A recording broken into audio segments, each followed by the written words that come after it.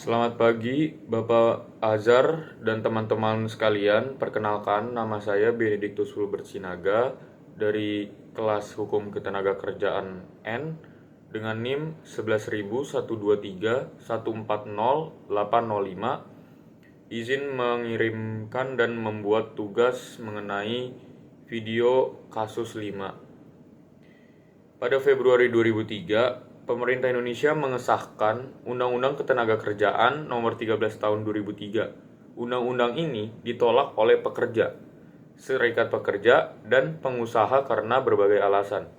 Penolakan juga terjadi sebelumnya saat diundangkannya Undang-Undang Nomor 25 Tahun 1997 tentang Ketenagakerjaan. Selain UU Nomor 13 Tahun 2003 diterapkan, 24 pimpinan dari berbagai organisasi buruh mengajukan uji materi kepada MK terhadap berbagai pasal dalam undang-undang tersebut. MK mengadili selama 1 tahun dan mengubah beberapa ketentuan.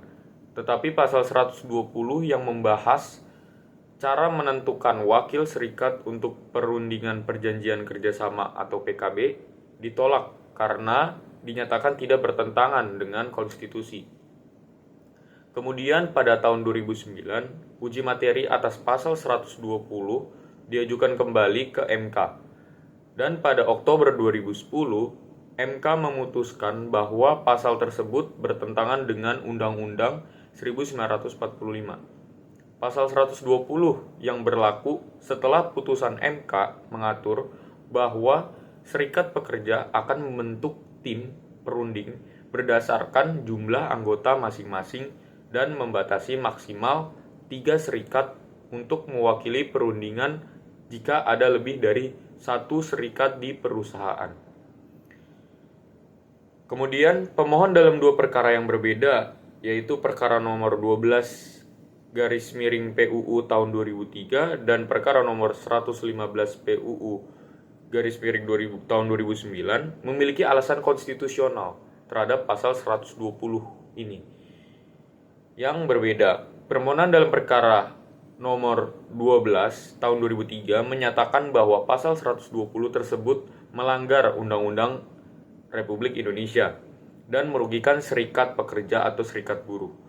Sementara pemohon dalam perkara nomor 115 tahun 2009 mengungkapkan dasar konstitusional yang berbeda, yaitu pasal 28D ayat 1 dan pasal 28I ayat 2 Undang-Undang 1995.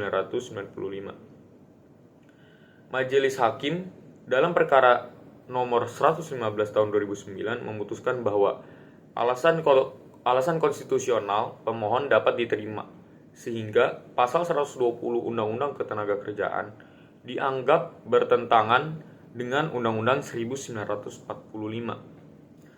Dalam kasus tersebut, DPR berpendapat bahwa ketentuan berdasarkan ukuran mayoritas dalam pasal 120 sudah sesuai dengan pasal 28 Undang-Undang Dasar Republik Indonesia. Pendapat dari pemerintah menyatakan bahwa pasal 120 tidak membatasi kebebasan berserikat dan berkumpul, namun hanya mengatur keterwakilan serikat pekerja atau serikat buruh dalam pembatasan perjanjian kerja bersama. Namun, Majelis Hakim memutuskan bahwa pasal tersebut membatasi, menghambat, menghilangkan, serta mendiskriminasikan hak-hak pemohon yang bertentangan dengan prinsip negara berdasarkan konstitusi.